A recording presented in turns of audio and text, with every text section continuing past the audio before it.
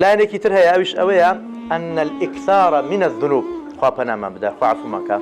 زور جناه كردن وعدم التوبة منها توبة كردن لجناهان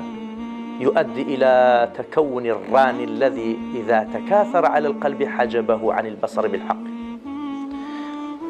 سرك شيء أو توبة لنا كردني أو جناه زور كردن وتوبة لنا كردني كوار ران دروز بالران أو راني كوا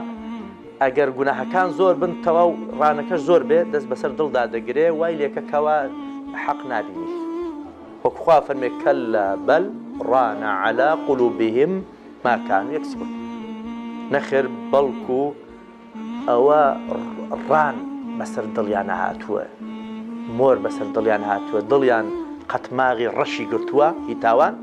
وهي أوهم جناه تاواني كأخوان كسبيا كانوا أنجانيتك هر كاتش حواجب يعني پردەکان ڕێگرەکان زۆر بوون لەسەر دڵ بێگومان نوری ئیمان ڕووناچی ئیمان ئەکوژێتەوە یان ناتوانێت دەرکەوێت یان ناتوانێت ئینسان سوودی لێ ببینێت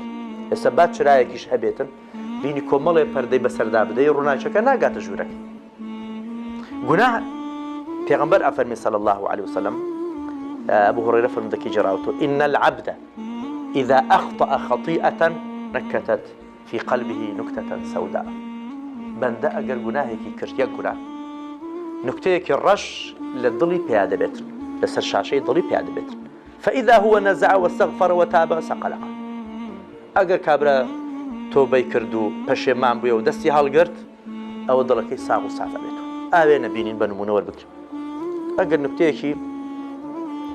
جنگي لبيابو خيرات شوي خاوينة كردوا باكو خايبو الصلاة بسر ياهي بسر أجر أو نكتات هۆکارەکانی چارەسەر نەکرد کە بۆتەوەی با بڵێن تەڕیە بۆ نمونەیەک لەوانە تەڕیە کە دەبێتە مای ژەنگ بوونی ما بۆ نمونە کە تو چارەسەر نەکرد خاوێنت نەکردەوە هۆکارێک هەر زیاد بوو وای لێ کردەوە و ژەنگەکە ئاوێنەکەی وا لێ دەکە کەڵکی نایەوە دڵی ئینسانیش ئەو هەیە لە سەرەتا کە گوناه دەکەی یەک خاڵی ڕەشە دروستە بێ ئەگەر زوو عیلاج نەکەی تەوبە نەکەی و پشێمان نەبێەوە گوناهەکان زیاتر پێ ڕەحموکەڵڵا ئەو نوکتە ڕەشە دەی زیاد دەبێت تا تەواوی دڵدا دەپۆشێت